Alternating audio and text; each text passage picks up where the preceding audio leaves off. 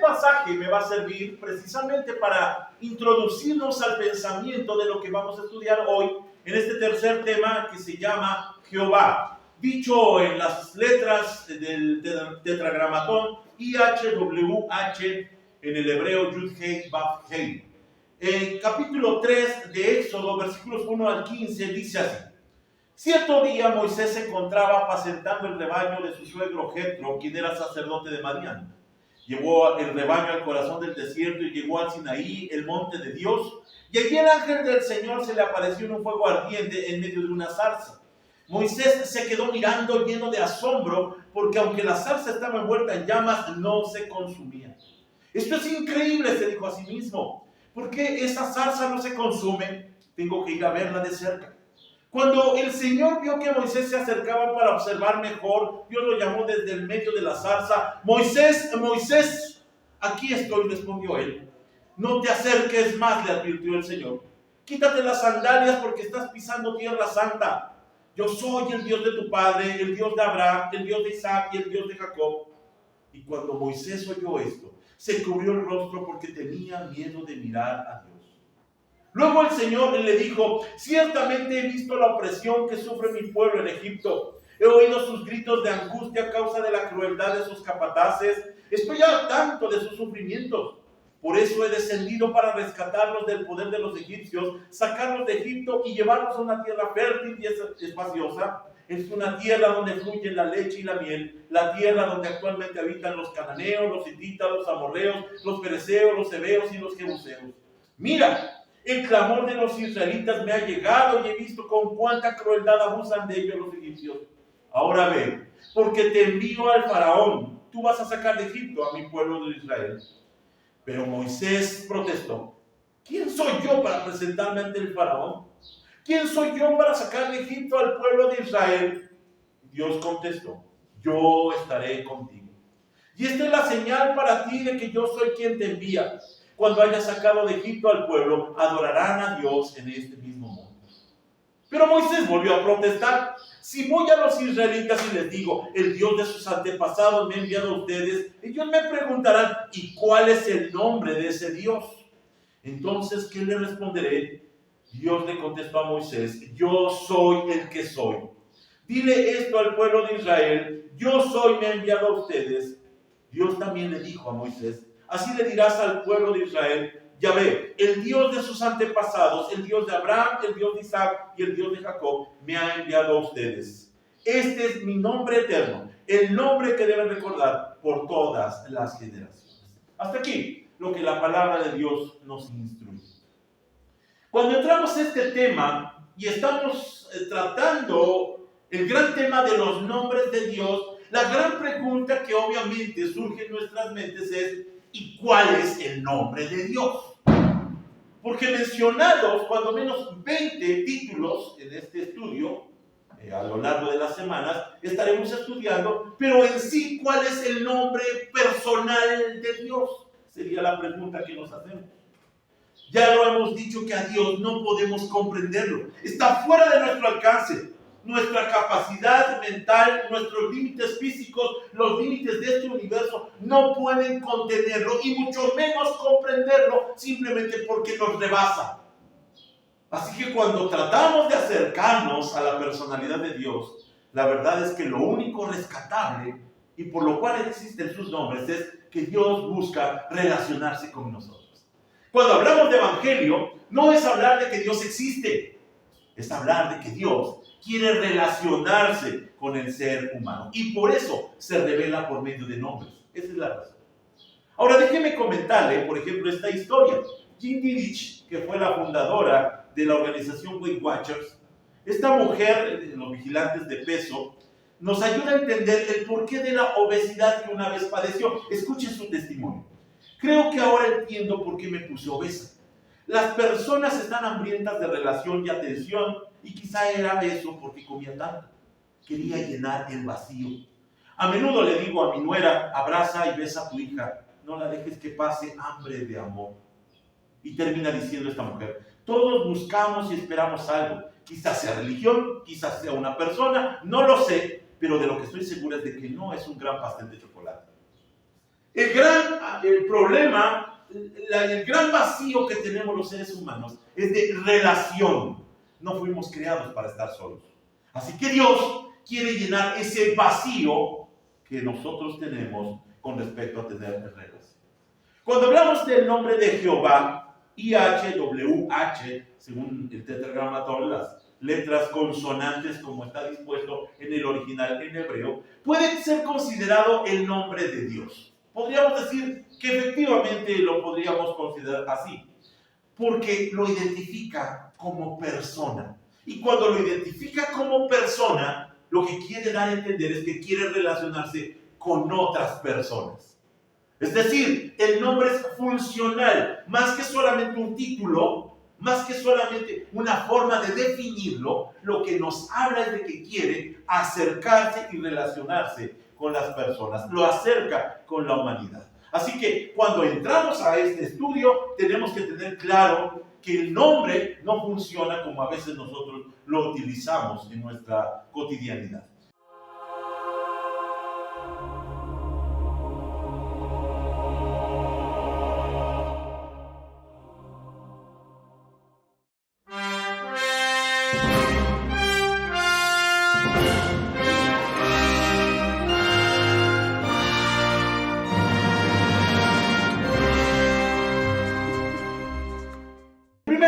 Yo dividí este tema en tres grandes partes. Hablemos del nombre de la promesa, después quiero hablar acerca del nombre del cumplimiento y en tercer lugar del nombre como posibilidad, para explicar un poco más profundamente por qué se hace mencionar o se hace nombrar de esta manera. En primer lugar, déjenme decirles que para los judíos, muy al contrario nuestro, el nombre tiene un símbolo muy especial. Para ellos define a la persona en sí misma. Nosotros a veces lo nombramos a nuestros hijos por la moda, por cómo suena, pero para ellos era sumamente especial. Así, por ejemplo, entonces tenemos nombres como Elías, que es Elías, Jehová es mi Dios, que define la personalidad del portador. Ese hombre de Dios verdaderamente fue siervo del Señor. Así el nombre Jesús, por ejemplo, Jehová salva, habla de su misión. Nosotros desafortunadamente a veces no tenemos cuidado con los nombres que les ponemos y entonces condicionamos su destino por causa de un nombre mal puesto. Ahora que se sufre tanto del bullying, le dicen cualquier cosa por causa de un descuido de un nombre mal puesto, un nombre que simplemente se nos antojó. Cuando vemos la situación de Dios que se define a sí mismo, Dios no se identificó como un Dios nuevo. Cuando lo vemos en la zarza delante de Moisés, no llega a decirle una novedad, un Dios se presenta como un nombre nuevo, como un Dios nuevo, sino como el Dios del pacto. Ahora, regresando a la anterioridad, regresando a lo pasado, en Génesis capítulo 4, versículo 26, muy al albor del nacimiento de la humanidad, encontramos la tercera generación, Set, el hijo de Adán, que dice en ese versículo 26 de Génesis, cuando Set creció, tuvo un hijo y lo llamó Enos, y añade, fue en aquel tiempo que la gente por primera vez comenzó a adorar al Señor usando su nombre. Desde muy temprano conocían su nombre. Esto nos habla entonces de que cuando Moisés pregunta por el nombre de Dios, no era que no lo conociera, sino que tenía otras implicaciones que analizaremos más adelante. Ellos conocían quién era ese Dios. Ellos sabían cómo se llamaba ese Dios. Los patriarcas conocieron su nombre, Moisés conocía su nombre. Por eso el versículo 6 de ese Éxodo 3 dice, yo soy el Dios de tu padre, el Dios de Abraham, el Dios de Isaac y el Dios de Jacob. Y cuando Moisés oyó esto, se cubrió el rostro porque tenía miedo de mirar a Dios. Es decir, sabe con quién está tratando. No es desconocido para él. Se presenta como el Dios que anteriormente había tenido relación con sus antepasados. Este nombre Jehová, implicaba entonces el cumplimiento de promesas de tierra y descendencia. Ahora ubiquemos la historia. La historia es previa al nacimiento del pueblo de Israel. El pueblo de Israel va a ser dispuesto en un poco de tiempo más adelante como una realidad y entonces el nombre Jehová, que es el nombre del pacto, simboliza el cumplimiento de todas esas promesas nacionales hechas a este pueblo. Está definitivamente hablando de que está por cumplirse todo eso. Y es interesante cómo se define como yo soy. No dice yo fui el Dios de tus padres. Yo soy el Dios de tus padres, porque implica que los patriarcas aún viven. Y esto demuestra algo muy importante. No está hablando de la eternidad de Dios. Está hablando de que a pesar de que la muerte se cruzó en los patriarcas, Dios no se olvida de sus promesas.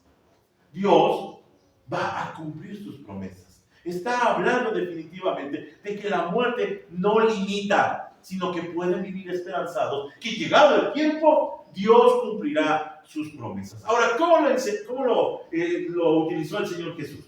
La hermenéutica del Señor Jesucristo acerca de este pasaje es también interesante y reafirma lo que acabamos de decir. En Lucas capítulo 20, versículos 37 al 38, se dice: ahora bien, en cuanto a si los muertos resucitarán, hasta Moisés demostró esto cuando escribió acerca de la zarza ardiente.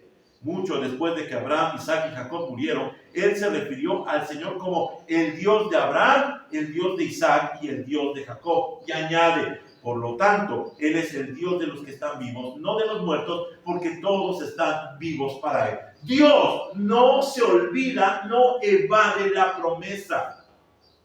Está implícita en su nombre. El nombre yo soy significa que Dios ha hecho una promesa a los descendientes, a los antecesores, y a los descendientes, por supuesto, de Abraham. Las promesas, sin duda alguna, era el medio para alcanzar el propósito redentor mundial. Ahora, en Génesis capítulo 12, versículo 3, encontramos el centro de la promesa.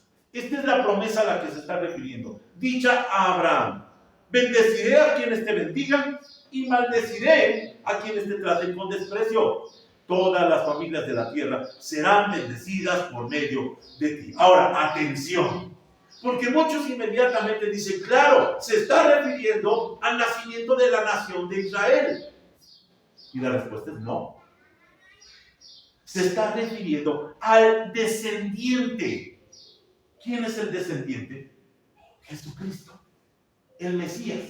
Y por eso, con estas palabras dice: bendeciré a los que te bendigan, a Jesucristo, y maldeciré o enjuiciaré a los que te bendigan. Desafortunadamente, muchas personas, atendiendo mal estas palabras, han dicho que se trata del pueblo de Israel y no podemos hablar de ellos. Ellos no tienen nada que ver con Abraham. Ellos son una nación religiosamente judía, pero no son de ninguna manera descendientes de Abraham. Así que a quien se está refiriendo es al descendiente que trae la promesa. Él es la promesa. Jesucristo es la promesa. Cuando hablamos del nombre de Dios, Jehová, Él trae por consecuencia la promesa que es Jesucristo. Por eso su nombre es Yeshua o Jesús. Jehová salva. Él es la promesa, Él es el descendiente. Así que Dios no olvidó nunca la promesa. Posiblemente los israelitas sí. Como dice, por ejemplo, en Éxodo 15:13, después el Señor dijo a Abraham: ten por seguro que tus descendientes serán extranjeros en una tierra ajena, donde los oprimirán como esclavos durante 400 años. Miren, 400 años se olvidó uno de lo que sea. Hasta de lo mal que me sentí en días pasados.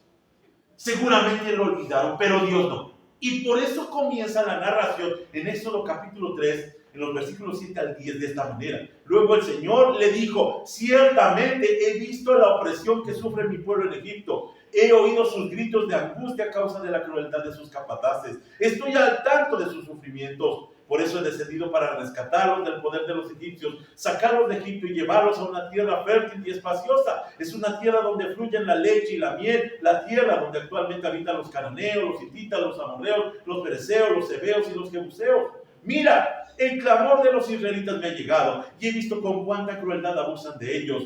Ahora ve, porque te envío al faraón, tú vas a sacar de Egipto a mi pueblo Israel. Dios no se olvidó, Dios los está viendo. Dios está atento a su sufrimiento. Dios está esperando cumplir su promesa. Y allí, en esa zarza, cuando recupera la memoria de Moisés y del pueblo, hablándoles del nombre del pacto, comienza a levantar la nación de Israel. ¿Para qué? Para que llegue el gran descendiente, que es Jesucristo.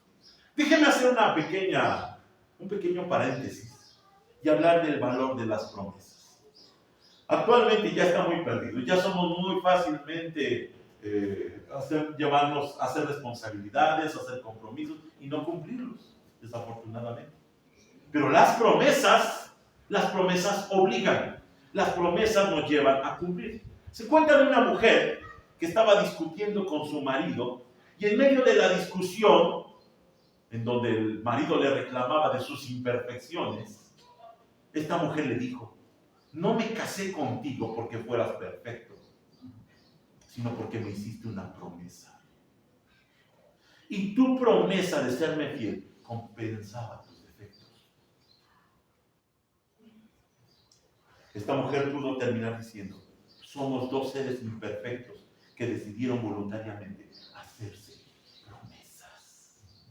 Cuando vienen los problemas, los matrimonios tienen que olvidarse de las promesas. Claro, estoy viendo lo mal que se comporta, estoy viendo lo frustrado que me siento, estoy tan enojado, tan enojada, que se me olvida que yo hice una promesa. Si tan solo recordáramos las promesas, no habría divorcios.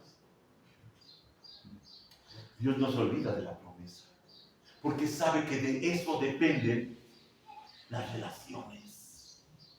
Las relaciones benditas y santas dependen de las promesas hechas y cumplidas.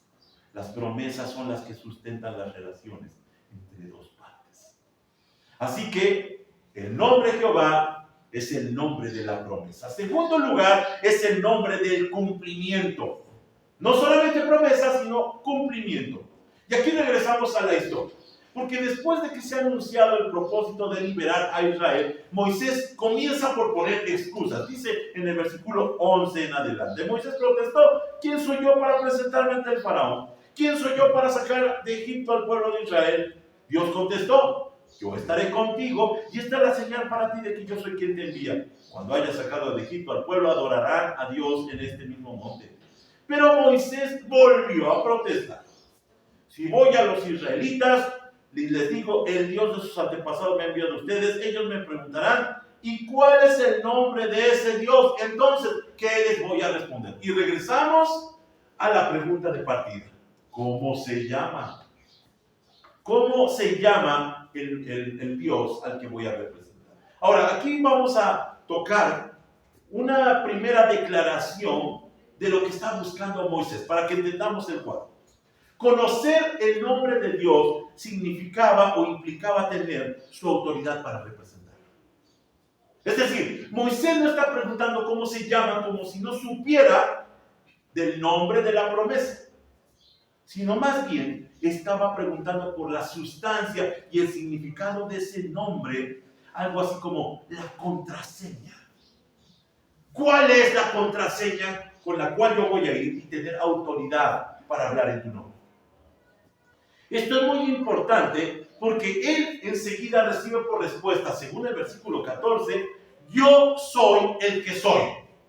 Así, tajante. Y ahí aparece por primera vez el nombre, IHWH, yo soy el que soy. Dicho en el hebreo, Heye, Hasher, Heye, que quiere decir, seré el que seré. Ahora aquí de pronto decimos, bueno, por fin, ¿está en presente afirmativo o está en futuro?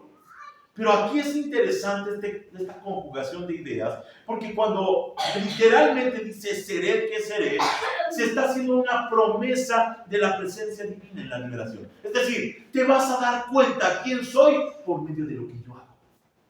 Te vas a dar cuenta de quién soy y la contraseña que pides por medio del poder que desplegaré para liberar a ustedes. Es decir, me conocerás por lo que hago. Y aquí regreso al primer tema de esta serie. Dios no pretende ser, Dios es. No va a darnos muestras, no va a darnos pruebas. Dios es. Y aquí Dios no está discutiendo con este hombre, sino simplemente le dice: tú vas a verme por medio de mis acciones. Mis acciones me van a explicar.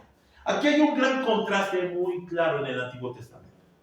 En el Antiguo Testamento la lucha entre los ídolos y el Dios verdadero lo vemos porque los ídolos pretenden ser dioses, pero no hacen nada, no pueden hacer nada. Hasta el salmista lo dice: tienen boca, pero no hablan; tienen ojos, pero no ven; tienen manos, pero no pueden hacer nada, solamente pretenden ser dioses. El contraste con Dios, el Dios verdadero, es que Él sí es. Sus acciones lo demuestran. Todo lo que nosotros vivimos, todo lo que nosotros experimentamos, las bendiciones que recibimos y recogemos día con día, demuestran que efectivamente Dios es. No existe, Dios es y nosotros somos, porque Él es. Esa es la respuesta que recibió Moisés. Que no te importe cómo me llamo exactamente, sino date cuenta que yo soy el que soy, porque hago posibles las cosas y los cumplimientos. Aquí entonces volvemos a hacer otro paréntesis. Yahweh, o Jehová, o Yahvé, o Yahweh, como lo quiera mencionar, IHWH, Yud-Hei, Vav-Hei, hay tantas formas de mencionarlo. Más que un nombre, es una afirmación. Escuchen, es una afirmación. Y aquí yo tengo que decir que cuando entramos a este pasaje que es maravilloso, muchos se detienen tratando de investigar o de descifrar el código secreto del nombre de Dios.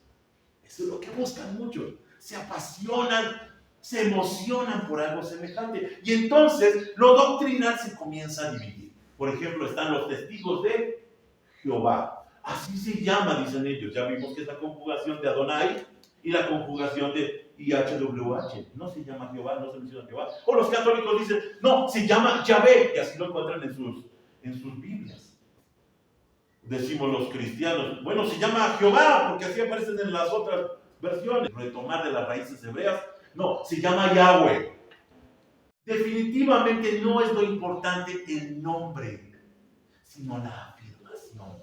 Porque si nos detenemos allí, perderemos entonces el dato o el detalle efectivo que nos quiere llevar este nombre de Dios. Ahora, hablamos entonces más bien de identidad. Y muchas iglesias actualmente están sufriendo una crisis de identidad. Vaya usted a cualquier iglesia y tienen problemas de saber quiénes son. En alguna iglesia alguna vez preguntaron, ¿y cómo les va? Y uno de los ancianos de la iglesia dijo, pues estamos viviendo en idolatría. Porque proyectamos un nuevo edificio y lo construimos. Y ahora no sabemos qué más hacer.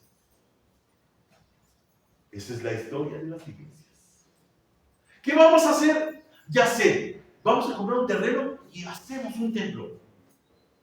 Antes de que se hacer la iglesia, sino con qué va a llenar el templo. Y hay montones de elefantes blancos, preciosos, gigantescos, vacíos. Tenemos que construir la iglesia. Y la iglesia ha perdido su sentido de identidad y está en peligro cuando deja de entender cuál es su misión. Alguien incluso dijo alguna vez que muchos están cuidando acuarios en lugar de ser pescadores. Sí, están buscando que no se vayan más, pero no están generando que lleguen algunos a ese lugar por la crisis de identidad. Así que cuando vemos cómo se define Dios, obviamente se va a definir quién soy yo. Y esta es la segunda pregunta que recibe respuesta. Moisés había dicho, ¿y quién soy yo? Para sacar al pueblo. ¿Quién soy yo? Y aquí se subraya el lugar de usted y de mí. Moisés no es el libertador. Es el hombre, el siervo utilizado por Dios. Pero el verdadero libertador de Israel se llama yo soy el que soy.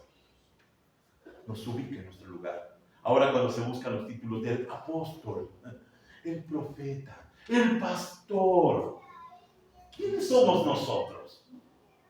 Siervos inútiles. No tenemos ninguna gloria. La gloria es del Señor. La gloria es del que dijo, yo soy el que soy, porque todo depende de Él. De ninguna manera de nosotros, de nuestra inteligencia, de nuestras habilidades. Cuando la iglesia está cayendo es porque está dependiendo de un hombre. Cuando depende de Dios, hay poder en el nombre del Señor. Yo soy. Aquí lo interesante, cuando vamos otra vez al original, es que utiliza un verbo hebreo, que es hayá, que significa ser o acontecer. Es decir, no designa solamente una existencia, sino una presencia viva y activa. Está diciendo, yo estoy por encima de lo que tú puedas comprender, de lo que tú puedas nombrar, de lo que tú puedas entender de mí. Así que, ¿por qué preguntas por mi nombre? Dijo el Señor en otro lugar, que es admirable.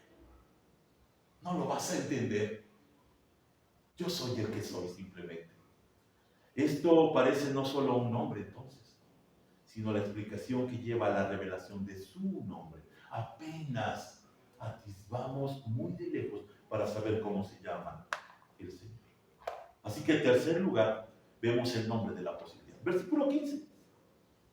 Dice, Dios también le dijo a Moisés, así dirás al pueblo de Israel, Yahvé, el Dios de sus antepasados, el Dios de Abraham, el Dios de Isaac, el Dios de Jacob, me ha enviado a ustedes. Este es mi nombre eterno, el nombre que deben recordar por todas las generaciones. Regresamos otra vez a cómo se llama. Dice él, dice esta versión, Yahvé. Sabemos que se está refiriendo al IHWH, Dios de tus antepasados. Aquí lo que es interesante es que este nombre también puede ser entendido como el autoexistente. No necesita apoyo, no necesita alguna forma de ayudar a entender su existencia, porque Él existe por sí mismo. No necesita, como ahora vemos las cartas de recomendación, referencias, gracias mi hermano. No necesita nada de esto. Él existe y más bien todos los demás necesitamos de Él para existir. El autoexistente. Ahora, con esto, cuando tenemos esta consideración, ya dijimos que Moisés preguntaba porque conocer su nombre, el nombre de Dios, implicaba tener su autoridad para representarlo. Pero hay algo más. Conocer su nombre implicaba poder para manipularlo. Esto es algo estremecedor. Desde la antigüedad se ha buscado manipular a Dios. Así que, de alguna forma, quería obligar a Dios a que dijera, ¿cómo te llamas o cómo puedo lograr manejar tu poder? Ahora que está de moda el asunto del volcán Popocatépetl, no faltó quien ha dicho que esto es energía espiritual que está irradiando y que debe de ser entonces aprovechada. No faltan los brujos, las brujas, los chamanes que dicen, es el momento en donde hay que aprovechar para esa energía, poder utilizarla y manejarla a nuestro antojo. En estos días estábamos buscando un medicamento que solamente se encuentran en las farmacias naturistas. Y para quien conoce Puebla sabe que allí en la 9 Norte hay un altar de la Santa Muerte, el más grande. Y mi esposa se metió allí a ese y nos quedamos afuera. Y yo dije, uy, ahora falta que quien pase acá y diga, ¿y ahora qué hace allí, no? Pues ya ni modo, ¿no? Pero entonces le dije a una de mis hijas, yo la verdad no le tengo miedo a estas paisadas. Yo sí desafío esta paisada, delante del altar. No sé cómo lo dije y lo escucharon. Ahí fue lo malo, porque una de las muchachillas que estaba allí, no sé qué tenía en las manos, se volteó, me vio con unos ojos y empezó a no sé qué hacer. Ya nos fuimos de allí. Y entonces mi esposa me dice, de seguro te maldijo. ¿Y qué lo hago? No hay poder más poderoso que el nombre de Dios. No se puede manipular nada espiritual. Es una torpeza. Pero la gente sí busca manipular. Así que Moisés quiere la clave del wifi para manipular a su favor ese poder de Dios. ¿Se acuerda de un personaje que lo quiso hacer?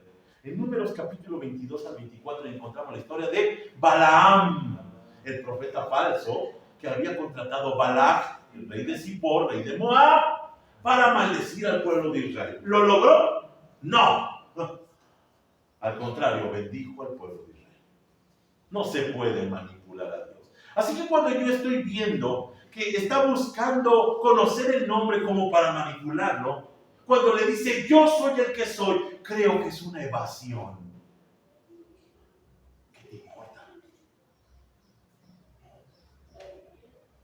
mí no me puedes manipular. Tanto que morimos por el nombre de Jehová, ¿no? Cuando en realidad parece que está evadiéndolo, ignorando la pregunta. Porque es imposible entender a Dios. ¿Lo vas a entender, Moisés? Hace algún tiempo, cuando comenzaban a salir los celulares, yo recuerdo que tenían la característica de hacer grabaciones de voz. Y entonces eran de los primeros celulares. El celular de mi esposa grabó algo que dijo Abril. No me acuerdo qué dijo, pero era muy curioso porque lo poníamos a los perritos, poníamos la grabación y los perros reconocían la voz de Abril, pero no sabían por qué estaba ahí adentro. Y venían, se acercaban, lo olían. Discúlpeme la comparación, eso somos usted y yo. Vemos esto y no lo entendemos. ¿Cómo está allí Dios? No tenemos capacidad. ¿Se da cuenta? Es ridículo a veces lo que hacemos. Por más siglos que haya de teología, el nombre de Dios está fuera de nuestro alcance. No lo podemos entender. Así que lo que nosotros estamos viendo es que dice: yo soy, confórmate con eso. Me verás por mis grandes obras, pero no me vas a poder comprender. Esta es la respuesta a lo que posteriormente en Éxodo capítulo 6, versículo 3, había dicho también a Moisés. Me aparecía a Abraham, a Isaac y a Jacob como El Shaddai. Este nombre también lo vamos a estudiar posteriormente. Dios Todopoderoso. Pero a ellos no les revelé mi nombre Yahvé. ¿Cómo no se lo reveló? Pero si vimos que es el nombre del pacto. Sí, pero hablamos del nombre de las posibilidades. Ya había llegado el tiempo del cumplimiento de las promesas. Ellos no lo entendían, solamente lo repetían, pero ahora que ha llegado el tiempo, ha llegado la oportunidad, la posibilidad de que comience la historia de redención. Se estaba inaugurando el nuevo momento que llegaría y culminaría hasta Jesucristo. Permítame terminar con esta historia, con este tema, hablando de un dato interesante adicional. Porque el nombre YHWH Yud-Hei Vav-Hei, dicho en las palabras, en las letras hebreas, dejó de pronunciarse por su santidad. Los santos de la antigüedad, los patriarcas, los sacerdotes, dejaron de pronunciar y se olvidó cómo se mencionaba. Pero últimamente hay una posibilidad en donde tal vez se refiera al sonido de la respiración. Exhalar, inhalar.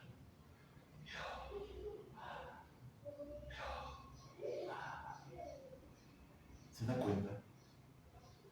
Aunque el nombre de Dios aparentemente es tan santo que no podemos pronunciarlo, todo ser viviente que respira pronuncia en cada respiración el nombre del Santo Dios. A eso se refiere el Salmo 150, versículo 6. Que todo lo que respira alabe a Jehová. Nombre glorioso no hay más. Nombre sobre todos los nombres. El nombre de Jehová no alcanza a definir completamente a Dios. Esa es la verdad.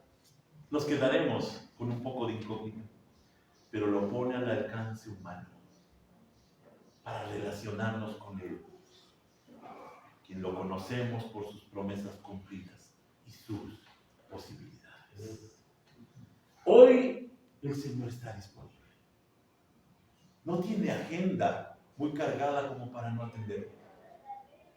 Tiene todo el tiempo disponible para cada uno de nosotros. Quiere conocernos, quiere tratarnos, quiere ayudarnos. Padre, te pedimos entonces que aprovechando este regalo tan maravilloso, lleguemos a tu santísima presencia y admirados por tu presencia santa y perfecta, nos demos cuenta del regalo maravilloso que representa acercarnos a Dios. Hoy te damos gracias, Señor, por lo maravilloso de esta enseñanza, que aunque no responde completamente nuestras preguntas, sí nos introduce a la gran realidad de que tú nos estás buscando para relacionarte con cada uno de nosotros, y esto lo festejamos, Señor. porque es un regalo que no todos tienen, pero que todos pueden tener, al que todos son invitados, al que pueden todos y podemos todos acercarnos y susurrarte al oído lo que hay dentro de nuestro corazón. Gracias, Señor, porque no estamos solos ni abandonados, sino que te tenemos a ti. Recibe la gloria, recibe nuestro reconocimiento, recibe nuestra gratitud y nuestra admiración completa por esta intención de acercarte a cada uno de nosotros. Gracias te damos, Señor, por esta oportunidad de meditar en ti. En el nombre de Jesús oramos.